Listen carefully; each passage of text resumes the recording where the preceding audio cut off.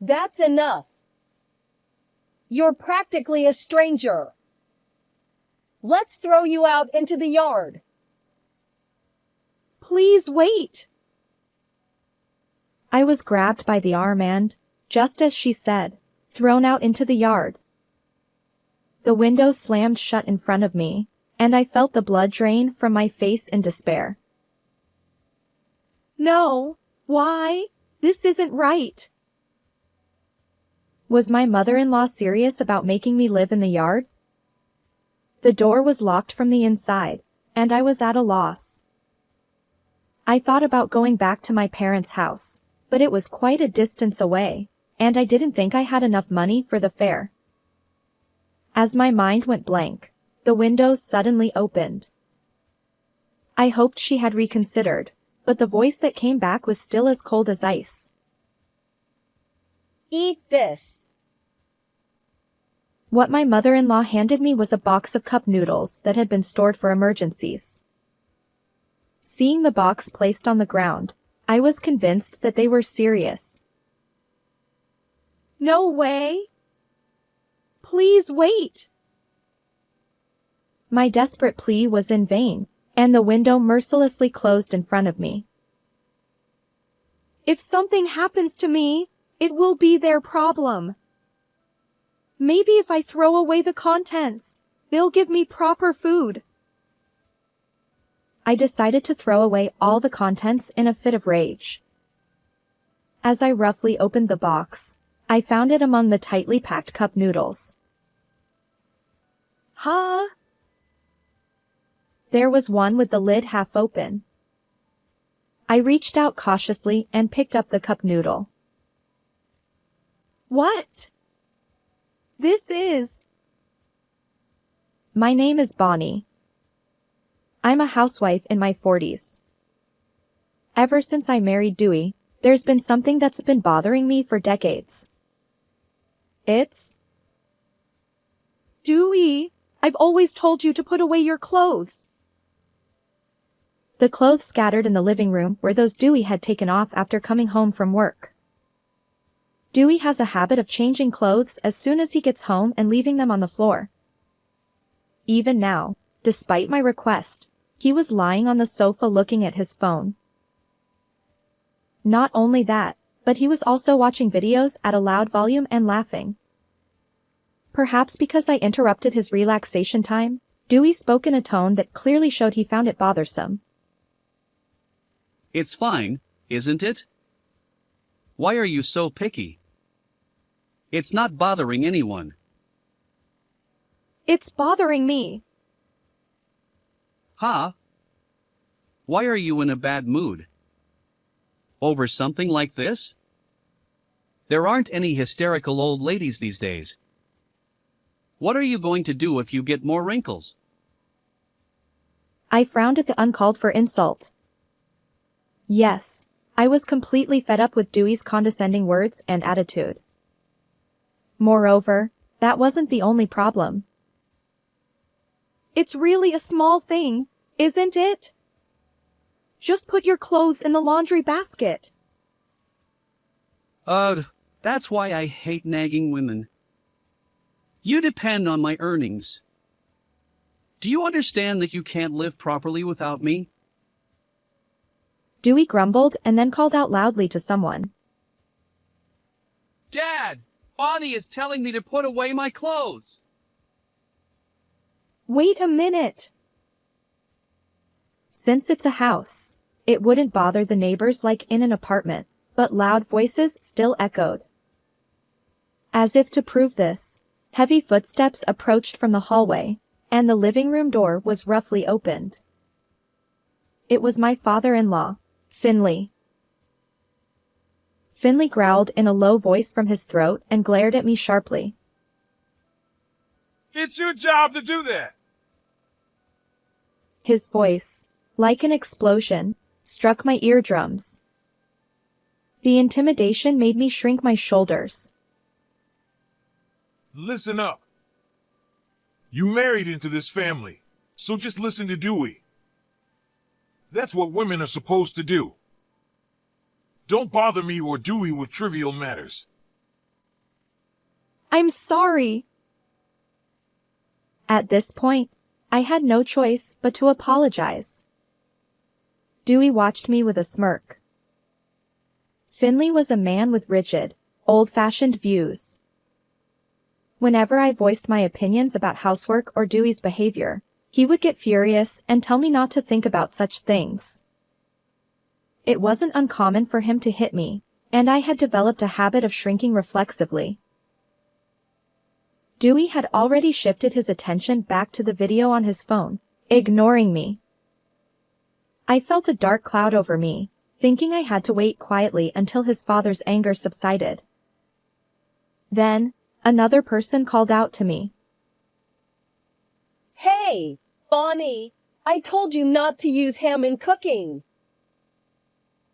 It was my mother-in-law, Paige, who appeared from the kitchen where I had just finished making dinner. It contains sodium nitrite. It's not good for your health. And get rid of that strange machine Dewey brought. It shrinks the brain with electromagnetic waves. A famous author said so.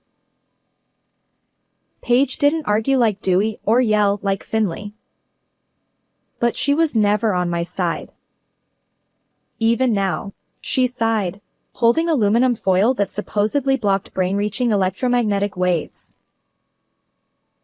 Paige was into conspiracy theories. I'm sorry, Paige. But we need to get enough protein. There you go again. Where is this fish from? Did you check the origin? And the additives? She was overly sensitive to the effects of electromagnetic waves and harmful food additives. Because of this, cooking took much more effort than usual. She would check the ingredients of every food item and restrict their use in cooking. As a result, the meals never looked appetizing. Feeling helpless about the wasted ingredients, Paige suddenly remembered something. By the way, you mentioned before that Dewey eats out a lot. Were you really jealous? Apparently, Dewey heard that. Jealous? He turned to me, annoyed, having been engrossed in his video. I eat out for work. It's not like you, just doing housework. That's not what I meant. You live off my earnings, yet you have the nerve to act high and mighty. He glanced at his father as he spoke. Realizing what he was about to do, I could only desperately apologize. I'm sorry. As a housewife, I relied entirely on Dewey for our daily life. My finances were controlled by the allowance Dewey gave me, and he would reduce it whenever he was displeased. Satisfied with my trembling apology, Dewey said, You can't do anything without me.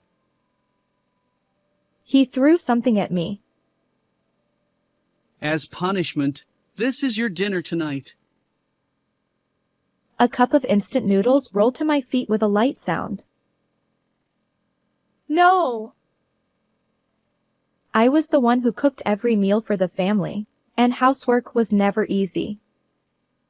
But I couldn't say anything back and remained silent. In this house, I had no freedom. Why was I going through this? Unable to stay in the living room any longer, I took the cup noodles and went back to my room. From the living room, I could hear the loud TV and Dewey's voice complaining about things at work.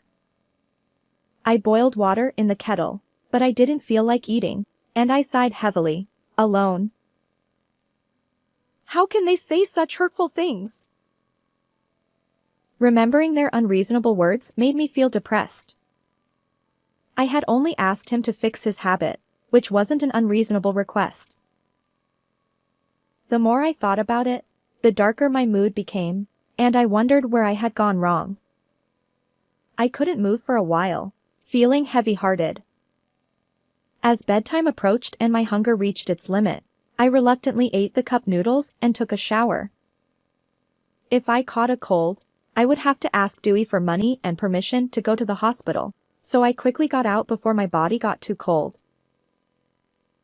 I tiptoed down the quiet hallway, trying not to make any noise, and returned to my room. I took out the diary I had secretly kept in my drawer. This diary was a record of daily events, meant to one day expose how I was treated. When I first started dating Dewey, he wasn't like this. He cherished our anniversaries and birthdays, and I had never seen him speak harshly. I married him believing he was a kind person, but the reality was completely different. In this house, I am somehow treated as something filthy. This is largely due to Paige's influence, who is into conspiracy theories. Not knowing about conspiracy theories, I had been avoided because I had lived a lifestyle that Paige rejected, fearing it might negatively affect her son. I was made to prepare separate meals and had never once been part of their circle. However, I was somewhat grateful that I could secretly eat what I liked and write in my diary like this. I hope I can expose this properly someday. I had wanted to ask for help more than once. But the thought that my parents might be harmed kept me from taking action. Even if I wanted to escape, it was difficult without sufficient funds. And who would hire a woman in her 40s who had been a housewife all this time? At times like this, Dewey's words, "You can't live without me," hit me hard, and I felt tears of helplessness welling up. In the end, I couldn't come up with a solution, and I could only curl up in bed and sleep. The next day, there was an unusual commotion outside my room. Wondering what had happened, Finley hurriedly opened my door. Hey, call an ambulance right now! Dewey is... Apparently, when he went to wake Dewey, who was sleeping later than usual, he found him not breathing in bed. I frantically called an ambulance. Even if he had mistreated me for years, I couldn't ignore a life-threatening situation. I listened to the paramedic's voice over the phone and desperately tried to perform CPR, but Dewey didn't make it. No, why? He seemed fine until yesterday, so why did his condition suddenly deteriorate? The suddenness of it all left me in shock, unable to even start preparing for the funeral after returning from the hospital. The atmosphere around me was heavy and different from usual. Come to think of it, he did seem unwell lately. Really? Finley muttered. With his son gone, he didn't have the energy to yell at me. I had no idea Dewey had been feeling unwell. We hardly ever saw each other, as he was at work while I did housework during the day, and we ate in separate rooms. But I couldn't help but think that I should have noticed something. No matter how deep the rift between us, Dewey's death was still a fact. Forgetting my usual demeanor, I leaned forward. Then why didn't he go to the hospital? If he was that unwell, there must have been signs. I told him not to go. I also told him to stop taking over-the-counter medicine. We never know what they might put in it. Paige said in a prim tone. It seemed that even knowing Dewey was unwell, she couldn't abandon her belief in conspiracy theories. I was overwhelmed by a sense of helplessness for such a reason. I was at a loss for words, both at Dewey, who believed his mother's claims, and at Paige, who didn't doubt the baseless conspiracy theories. I see. It seems that when people are faced with something they can't handle, they tend to laugh. I shook my shoulders slightly. But that was a mistake. What's that reaction?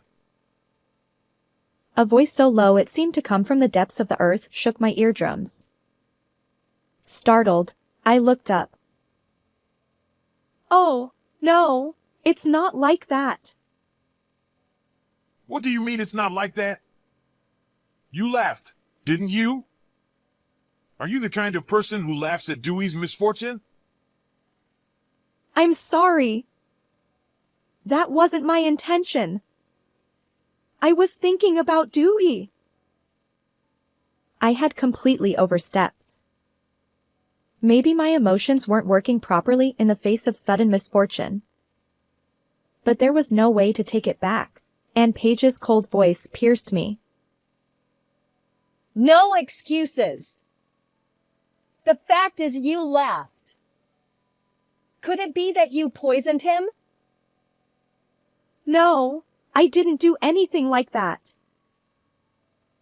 I shook my head, almost in tears. Given how badly Dewey had treated me, there were plenty of reasons to suspect me. Even though Paige directed most of the meals, I was the one who prepared their food. Enough. Without Dewey, you're just a stranger. Let's throw you out into the yard. Exactly. Don't think you'll ever be allowed back in. Please, wait. Finley grabbed my arm and literally threw me out into the yard. The window slammed shut in front of me, and I felt the blood drain from my face in despair. No, why? It's not true. Living in the yard was out of the question. The door was locked from the inside, and I panicked. I couldn't even retrieve my diary to make my accusations. The thought of returning to my parents' house crossed my mind, but it was quite a distance from here. I didn't think I had enough money for the fare. As my mind went blank, the window suddenly opened. Paige! Throwing me out into the yard would be seen by the neighbors and wouldn't be good. Hoping she had reconsidered, I called out, but her voice was still as cold as ice. Don't call me so casually. If something happens, it would be a nuisance for us. So eat this. It's full of additives, though. What she handed me was a box of emergency cup noodles. Seeing the box placed on the ground, I realized they were serious. No way! Please wait! There was no kettle or kitchen in the yard, so I couldn't even eat properly. But my desperate plea was in vain, and the window closed mercilessly in front of me. I stood there in shock for a while. But as time passed, I began to feel anger welling up from the bottom of my stomach. I can't take this anymore. What had I done to deserve this? I admit it was wrong to laugh. But they didn't listen to what I said. They never did. There was no freedom for me here, and anything they didn't want was completely rejected. It was useless to say anything to people who had no intention of listening. If something happens to me, it would be a problem for them, so maybe if I throw away the contents, they'll give me proper food. I decided to throw away all the cup noodles out of spite. It seemed wasteful, but the thought of living on cup noodles was even worse. As I roughly opened the box, I found something among the tightly packed cup noodles. Huh? It's open! One of the lids was half open. I clenched my fist with a bad feeling. Could this be another one of their pranks? I reached out cautiously and picked up the cup noodles. As I fully opened the half-open lid, I found dried noodles, a small black device, and a note inside. What is this? I opened the note. It reads simply, I'm truly sorry for making you suffer for so long. The device included is a voice recorder. Take this evidence to the police. The envelope contains money for you. Use it to live freely. could this be? The elegant stationery and the neat handwriting, written with a fountain pen, were unmistakably Paige's. The envelope contained 5 $100 bills, and inside the box of cup noodles, there were similar envelopes with $500 each, stuffed into the small gaps of the lids. Additionally, some of them contained detailed reports of Finley and Dewey's domestic actions. Before I knew it, I had rushed to the nearest police station as if pushed from behind. Please, help me! Seeing me out of breath, the police officer immediately responded. As the officer read through the reports and listened to my story, his expression grew increasingly grim. He realized that I had been thrown out into the yard and couldn't enter the house or return to my parents' home, and he judged it to be an urgent matter. The officer, with a serious expression, patted my shoulder to reassure me. I see. This is terrible. Bonnie, you've done well. Can you take us to your house? Yes! Finally, a turning point had come in my days of despair. Maybe the days of being oppressed by those people would change. As I returned home with faint hope, a sudden shout echoed from the entrance. What are you doing? It was Finley's enraged voice. Then, a sharp sound like something being struck hard echoed, and the front door was somehow unlocked, so we hurriedly opened it. What happened? There, we found Finley, breathing heavily, and Paige, crouching on the floor, holding her red, swollen cheek. Finley was so angry that he didn't even notice the police officer's arrival. It was clear what had happened. Paige! I screamed and rushed over, and Paige finally looked up. As soon as her vacant eyes caught sight of me and the police officer, she burst out laughing. Ha ha ha. What's wrong, Paige? What are you laughing at? Dewey is gone, and now you want a divorce? Don't be ridiculous. Between the two of them, there was a crumpled divorce paper. Could Paige have presented it? She had always been obedient to Finley and never contradicted him. Seeing her laughing hysterically as if she had gone mad, Finley raised his hand high. Stop it! But the officer quickly restrained him, stopping his movement. Only then did Finley realize the police officer was there. Seeing his face turn pale, Paige started laughing again. Ha ha ha. What's really wrong, Paige? Her increasingly abnormal behavior left us all frozen. I cautiously called out to her.